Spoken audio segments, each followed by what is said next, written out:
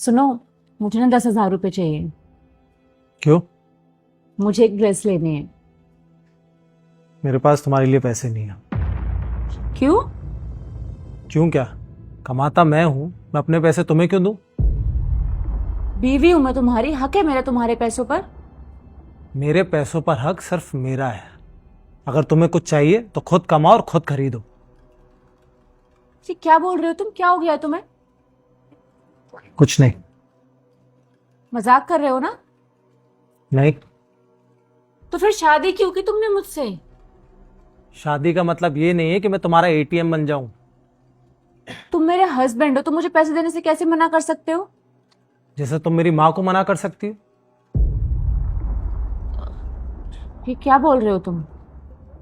भोली मत बनो। माँ का कॉल आया था ना परसों। कुछ पैसे चाहिए थे बहू। कब तक मेरे पति से पैसे लेती रहेंगी आप? अरे अगर वो तुम्हारा पति है तो मेरा भी तो बेटा है। बेटा है, एटीएम मशीन नहीं है वो। क्या बोल रही हो बहू? उसके पैसों पर हक है मेरा भी। नहीं है, उसके पैसों पर मेरा और सिर्फ उसका हक है, समझिए आप। और आज के बाद ना इस घर में पैसों के लिए फोन मत करना। तुम्हारी जिंदगी है, खुद देखो क्या करना है क्या नहीं। अगर पैसे नहीं है ना तो काम करो, लेकिन मेरे पति पर बोझ बनने की कोई जरूरत नहीं है आपको।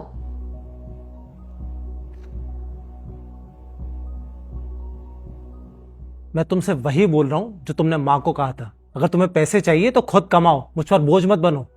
या तो मेरे पैसों पर हक तुम दोनों का है या किसी का नहीं।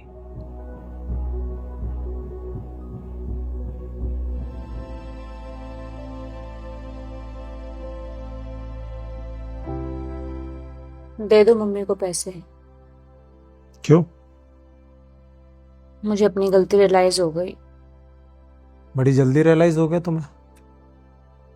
अब क्या चाहते हो तुम? यही कि तुम मेरी माँ और मेरे बीच में मत आया करो। माँ है वो मेरी, जन्म दिया उन्होंने मुझे। मैं मानता हूं कि तुम मेरी पत्नी हो और तुम्हारा भी उतना ही हक है, लेकिन आज के बाद मुझे तुम में और माँ में चुनने के लिए कभी मजबूर मत करना। तुम दोनों की अपनी अपनी जगह है मेरी लाइफ में, और तुम दोनों इंपॉर्टेंट हो मेरे लिए। आई एम सॉरी, आगे से नहीं होगा ऐसा। और मैं तुमसे प्रॉमिस करती हूँ, मैं तुम्हारे और तुम्हारी माँ के बीच में कभी नहीं बोलूंगी। अच्छा होगा तुम्हारे लिए।